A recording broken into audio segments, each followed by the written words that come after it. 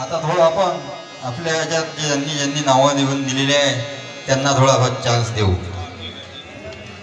सारिका वानखडे जरूर यांनी पद